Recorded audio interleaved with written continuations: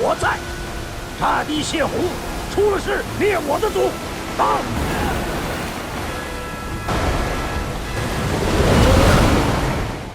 美赞臣蓝针，中国宝宝实证乳铁蛋白，顶配保护。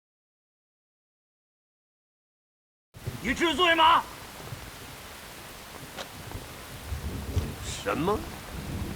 我有罪？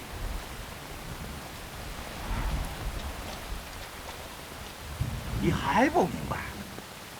来呀，请亡命棋牌！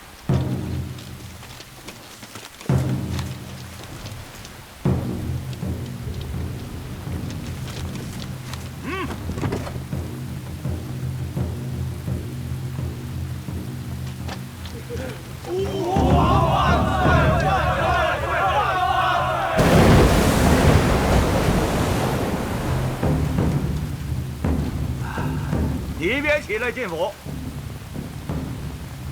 认得吧？认得。皇上的亡命棋牌和大人手中的尚方宝剑，认得就好。国法难容啊！你糜费朝廷银两，不替朝廷保境安民，插手河务，中饱私囊，肆意炸坏河堤，理应当斩。不炸堤大坝就保不住，桃园3股2县的人1个月前就迁走了。你说我中饱，证据何在？河堤的事务是你负责的，我是巡抚，手头有责，我跟皇上立了军令状的。你有什么资格斩我？好，我今天就告诉你，我有什么资格。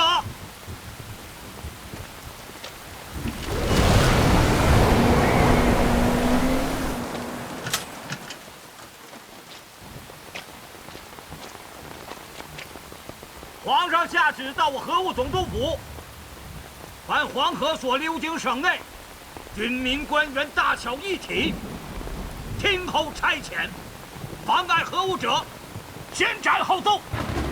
你死了，阎王爷那儿告我，自行了断吧。你真是个狗官！你们向刀法吧，上刀法吧！弟兄们，拿银子！拿银子！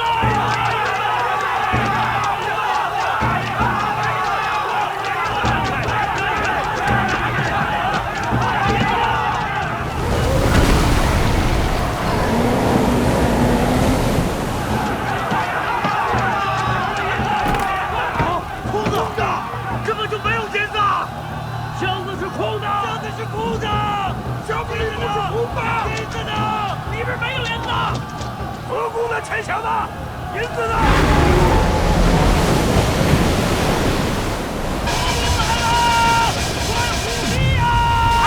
被你给贪了，都被你给贪了！我不急啊！黄龙又来了！快护金！黄龙来了！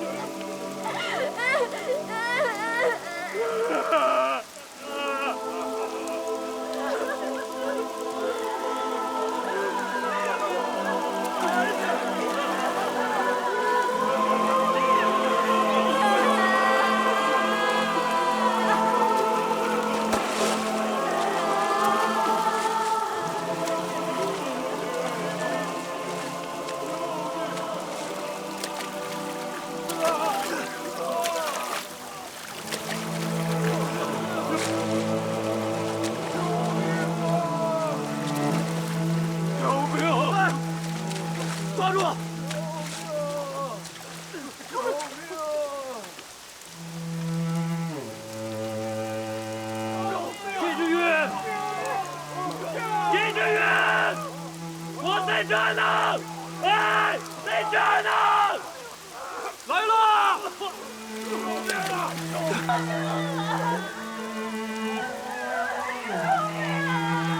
奉旨完成！奉旨完成！奉旨完成！撤！奉旨完成！奉旨完成！奉旨完成！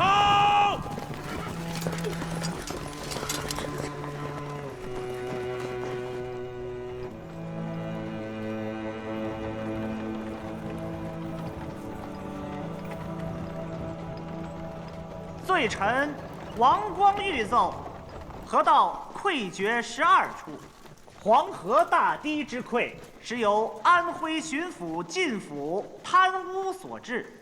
洪峰到时，河道府下发工人安家银两被其中饱私囊，靳府炸毁桃园、三股2县大堤，其丧心病狂之由令人发指。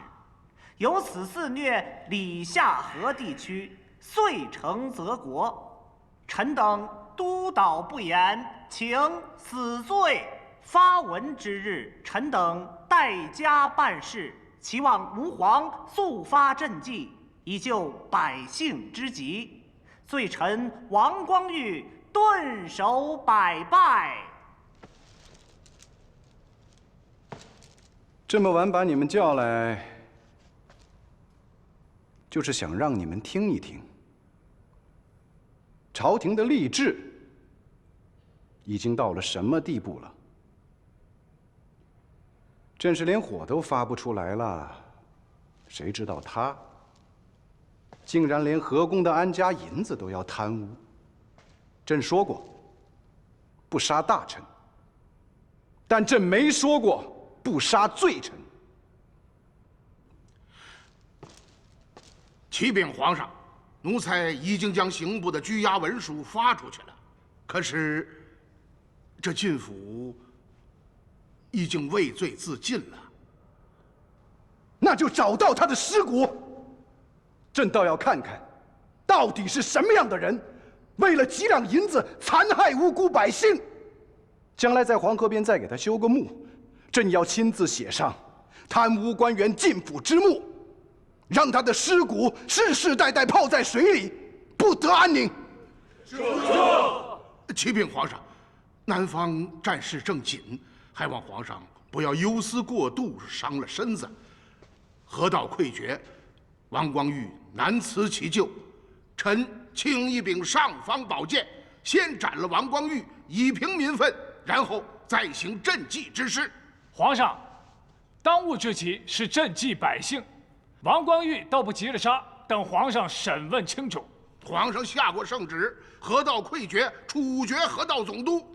再说这王光玉又是奴才汉军旗的人，这等祸国殃民之辈，留他做甚？所相，这话可大大错了。杀不杀有国法。黄河溃决要到几时啊？回皇上话，春汛到4月，水就会慢慢退下去。大修呢？能顶过伏汛吗？秋汛呢？臣自当尽心竭力，必不让皇上担忧。库部的存粮还有多少？回皇上话，户部已经空了，南方军粮刚刚运上去，京里的存粮只够秋收前使用。奴才手里还有170万担，不敢动用。为何？河南、直隶、山东3省的灾民不出数日，便会纷纷进京乞食。一旦没有粮食储备，乱起来还得了？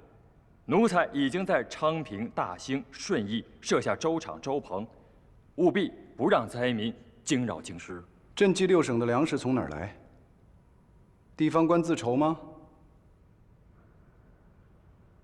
老百姓苦，地方官苦。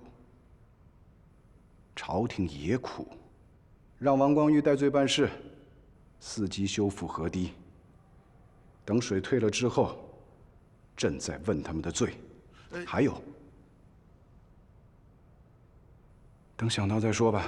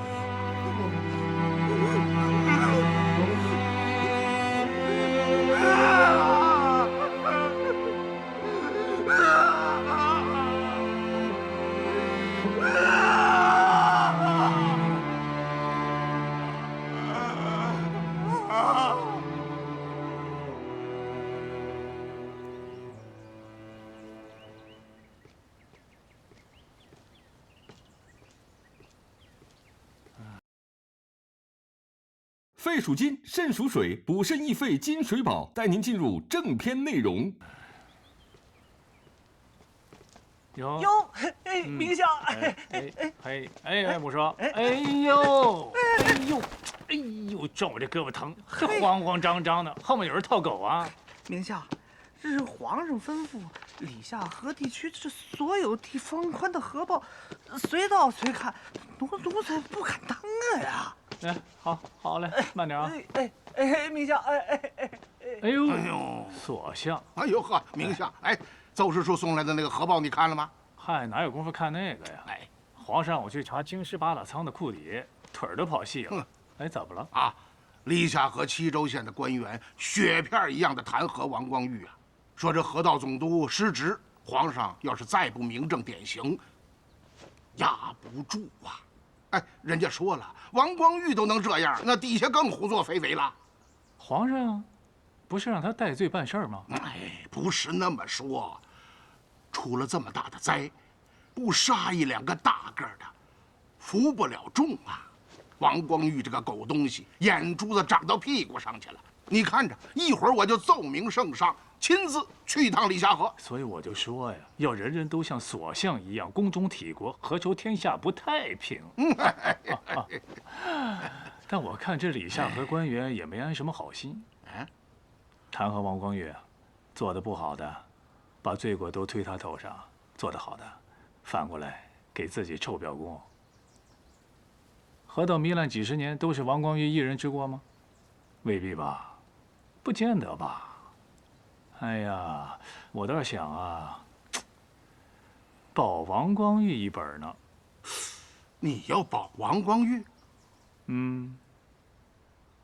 河道总督是朝廷大员，要杀要押解到京，刑不过堂，奏报皇上定案。治河如打仗，阵前将军失利。难道还把他叫回来问清楚了再砍头不成？哎呀，王光裕守河的时候，朝廷也嘉奖过他啊。现在稍有失误，一问都不问就一刀砍了。那百官听了以后，谁还替朝廷办事儿？稍有失误，他险些将我大清推入了绝境。现在实行的是军法啊！我告诉你，就得让百官知道，办砸了差事就是这个下场。朝廷对他们还仁义，首先他们得对朝廷仁义。那黄河旧道自我朝入主中原以来就没有大修过，这是事实吧？啊，都赖王光裕一人，这不合情理。皇上，奴才以为王光裕当杀，只是这其中有个难处。如果没有他贪赃枉法可杀之罪，轻易问斩有失公正。皇上。历下河七州县的官员和百姓对王光裕怨声载道，不杀王光裕，官员们会认为犯再大的错也不过是如此。皇上，这百姓会觉得朝廷处事不明，有冤屈无处申冤，民怨纠结。皇上，几十万、几百万的灾民聚在一起，那可后果不堪设想啊！皇上，王光裕他就是个圣人，也难免挨这一刀。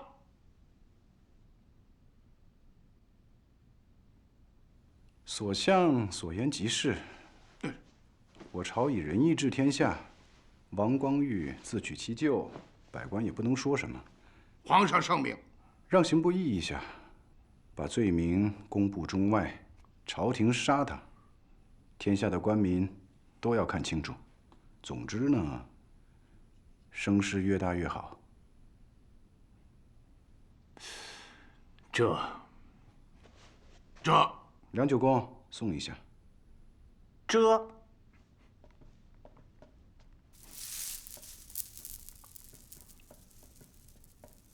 替王光玉说话的人只有你一个，你很够义气啊。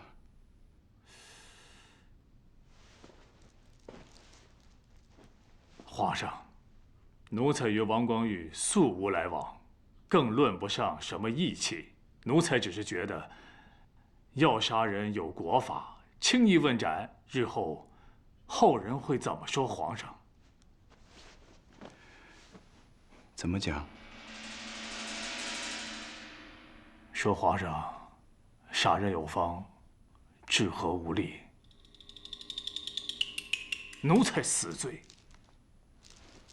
奴才只是觉得这治和并非一朝一夕的事儿，好歹也要听王光玉自己怎么说，给后人留个景策。这杀个把人，谁也退不下去呀。你是说朕办错了？奴才不敢。皇上是仁义之君。不过话说回来，明珠啊，你很有古大臣之风，朕很欣慰。刑部给王光玉治罪的事儿呢，稍微再拖个2个月，有人弹劾，朕训斥你一通，然后再给你降2级，事后都会给你找回来，然后再赏你一件黄马褂，如何？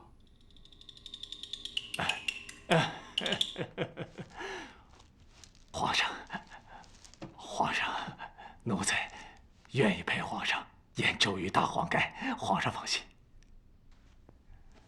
让工部尚书季如溪、户部侍郎伊桑阿前往巡视，在理下和齐州县一带巡查清楚王光玉的事儿，一点线索都不能落下。还有朕呢，风闻王光玉上下勾结，河道上一直都是一本烂账，听清楚了。朕要治和，杀他不重要。你一定要把这本烂账给朕查清楚，揪出和他一起的蛀虫，听明白了没有？这，起来吧。谢皇上。朝政清，黄河才能清啊。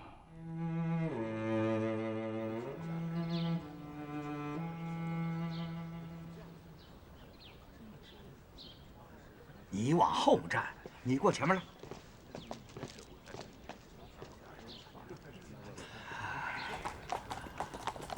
大人来了，去。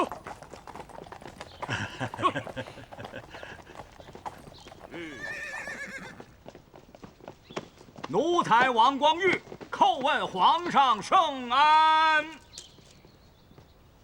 朕安。王大人，请起。王大人，请起。哎呀，2位车马劳顿，到衙门里用个饭吧。啊，不必了，咱们皇命在身，一刻可都不敢耽搁。我跟季大人路上自备了干粮，吃了一口。咱们呢，即刻就去看工程。好，那就太好了。您慢点啊，大人。慢，这个，慢点，大人。好，小心脚下啊。哎，王大人，这修补需要多少工啊？这个要啊，一共是97000个工。不幸的乡县抽调劳力不容易，可不容易嘛，都跑出去逃难了。那这97000个工是怎么算的？包括将来青条石的运输和上堤的工吗？依我看呀，这97000个工不够。哎，王大人，你这土坯可不是打心儿啊，这可都顶出来了。将来那青条石往哪儿搁啊？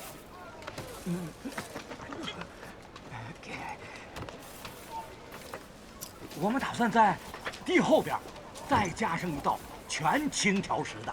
全青条石的。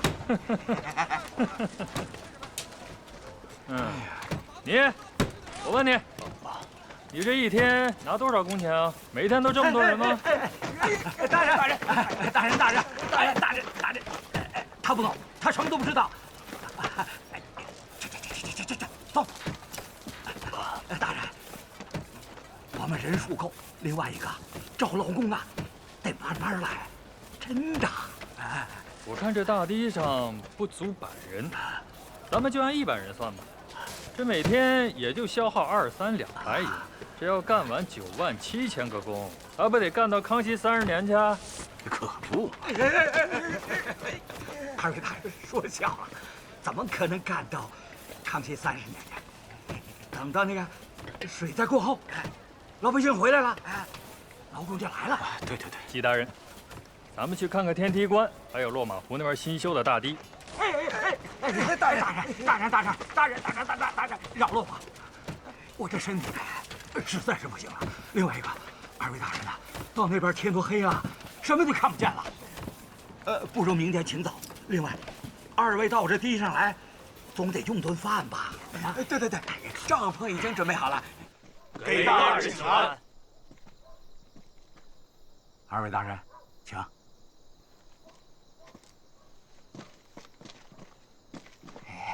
大人，这么好的一桌腌菜席，我看水灾还不是很严重嘛？严重，哪能不严重啊？不过，二位钦差来了，即便我们再苦、再难，总不能显得太寒酸了，不是？好吧，那就谢谢款待了啊。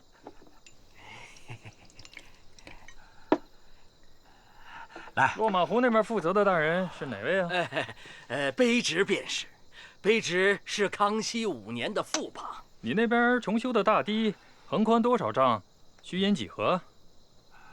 明天我跟季大人去，心里好有个数啊。看我做什么？上官问你话哑巴了？这个新建的堤，那个什么，还在筹划之中，实在是道路泥泞，无法施工。等水呢全部退了，踏勘一遍，然后做出计划，再来请款。上官问你一句，你在这啰嗦些什么呀？我让你去落马湖修堤，你居然纹丝未动。我问问你想干什么？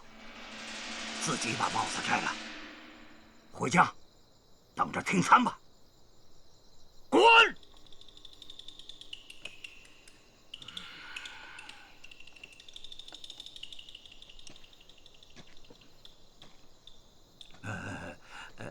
王大人，两位钦差大人，卑职的帽子可以摘，有句话一定得说清楚。说什么？把他给我拉出去，别扫了大家的兴。让他讲。落马湖这2道大堤，2年前就开始请款，到今天还在请款。两位大人，这桌宴菜席平日里也得15两银子，现今儿500两银子也下不来，这个倒不用请款了。你给我滚！滚！这！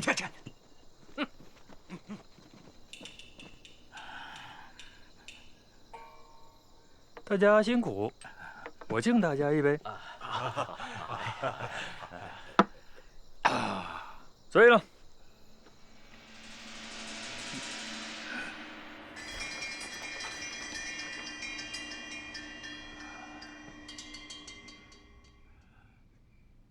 我这个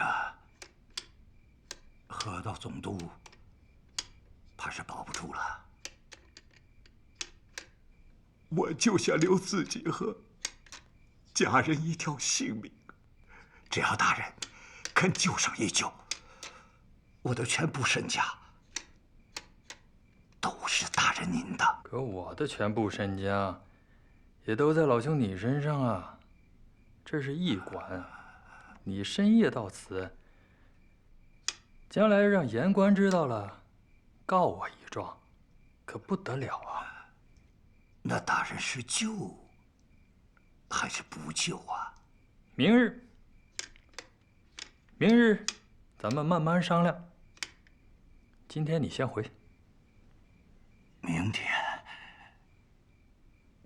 这怎么还不走啊？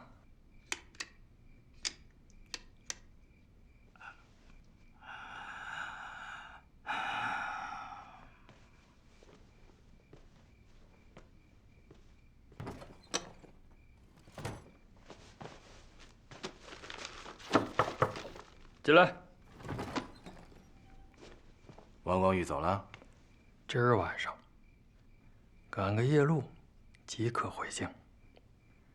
我怕明天走不了了。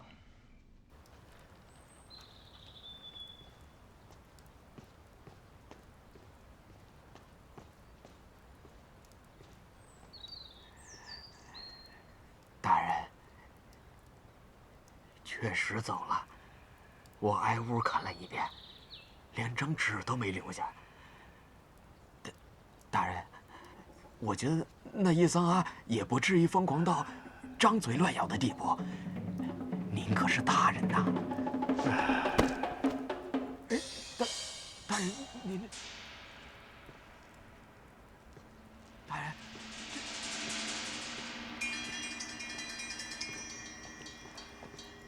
皇上，您宽宽心，王光玉的事根本就不算事。我军在长沙2次大捷，击溃了吴三桂的女婿夏国香的部队啊。伊桑阿和季如溪的联名奏报，朕听到的消息，王光玉每年都会把河道上的一大部分钱运回京里，京官的兵进探进，全都送上一遍。也花不了这么多钱吧？这些钱都干什么去了？朕查摸他的家产，无非也就查到了5、6套大院子和几间商铺。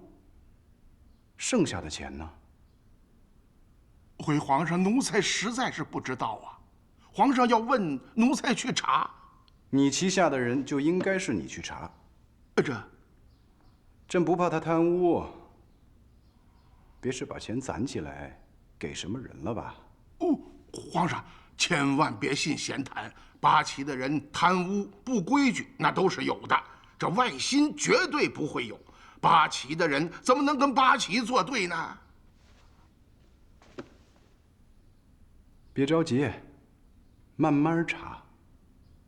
朕不杀他。三爷说了，感谢大人，这么多年替他办了这么多大事儿。他是实在不忍心看着大人进菜市口杀头，还是替大人谋个全尸吧。我家里还有些良田，还有好多金银珠宝，就大人。您听小人一句话，这该死的时候不死，岂不连累了家人？你的女儿、夫人、老娘，你不愿意看着他们都去充军宁古塔吧？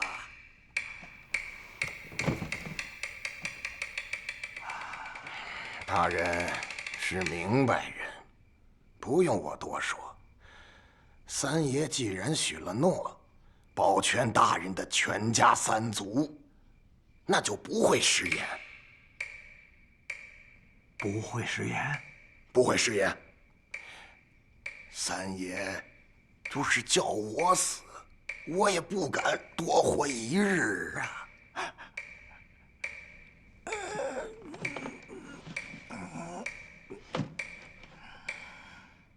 明白了。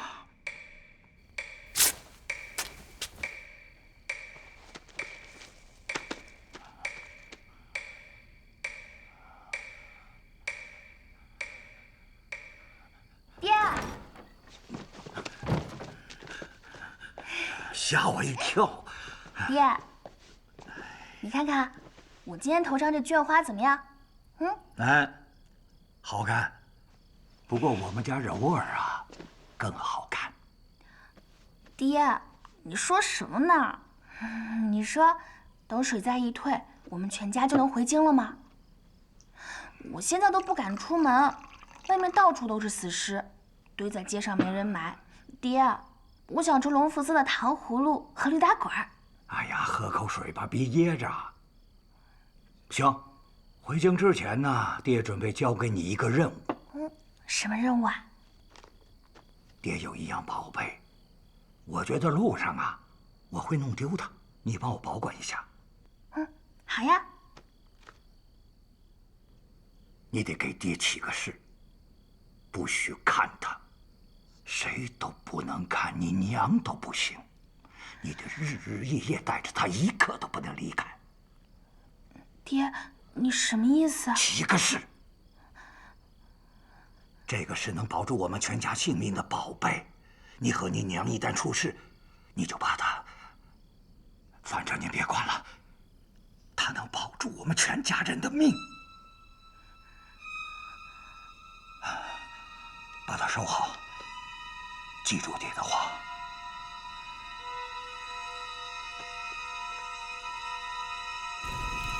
走水了！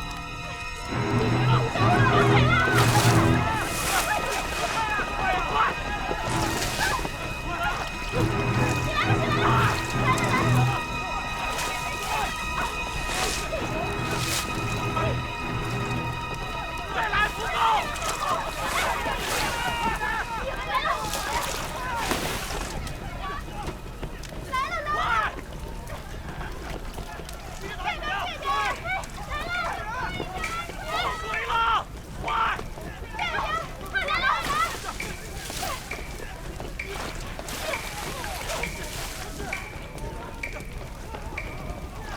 快去打水！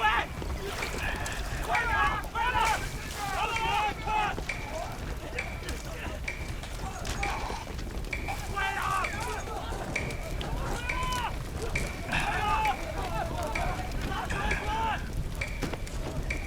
天地好，豺狼虎豹，只为了地动山。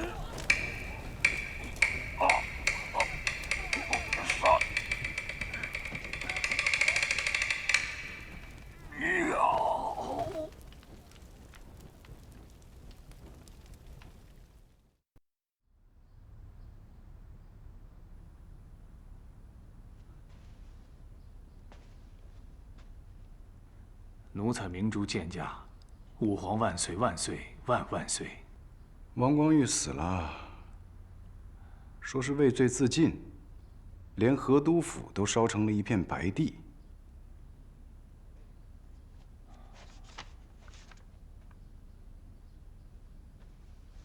什么时候官场变成了流氓窝了呢？杀人放火，手段倒是很干净啊。皇上，这奏报上说是自杀。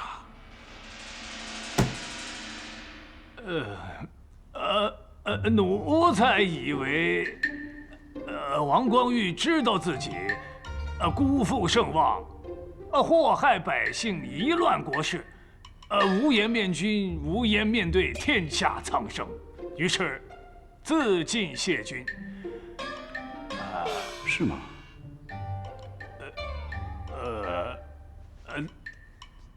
奴才还以为应该找笔帖式，给他好好写一篇谢罪的文章，发在公钞上。一来让百官畏惧，二来让百官知道皇上有好生之德。臣罪已至死，皇上也没有立即执行。奴才，正好有一份新任河都的人选，奏知皇上。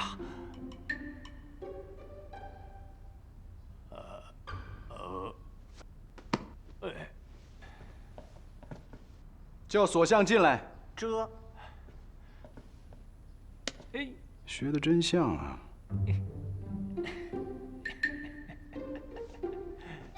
让你抓奇物，你怕得罪人；让你管户部，京师里闹粮荒，京师八大仓的存粮都到哪儿去了？每年报这么多消耗，都消耗到哪儿去了？你是不敢查，还是怕得罪人啊？好，朕把刑部也交给你，让你一下把所有人都得罪遍了，看看你这琉璃蛋怎么当下去。总之都是奴才无能，皇上现在国贫民困，又正在打仗，皇上。奴才索额图叩见皇上。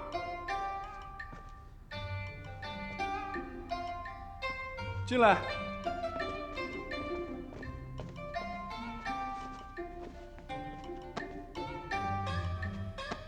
赐座。谢皇上。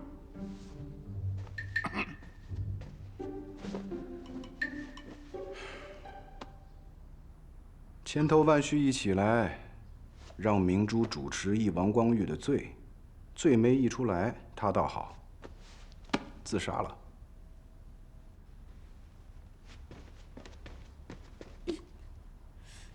哎，不，人不但死了，连河都府都烧成了一片白地，这让百官怎么看朕？倒像是朕把他逼死的一样。俄乌上的事，连个主持的人都没有了。王光裕这个狗才，死得很是时候啊！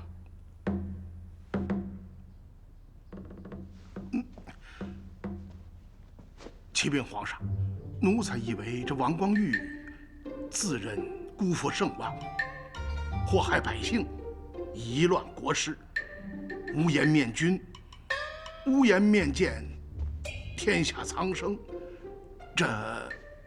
因此上才自尽谢君。奴才以为应该找个笔帖使，好好替他写一份谢罪的遗折，发在公钞之上。一来让百官敬畏，二来让百官知道皇上有好生之德。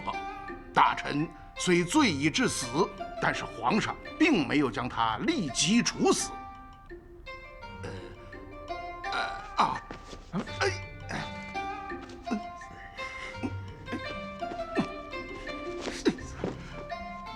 皇上，这儿有一份新任河都的名单，奏知皇上。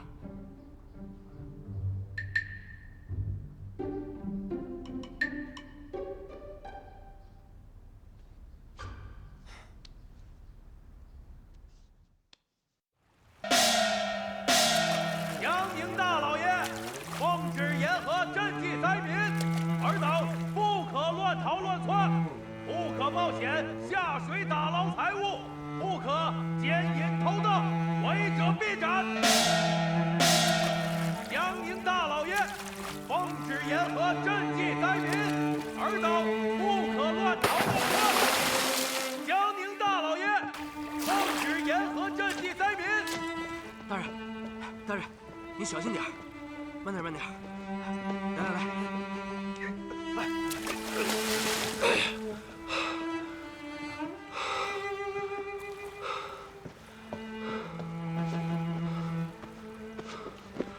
快去救治。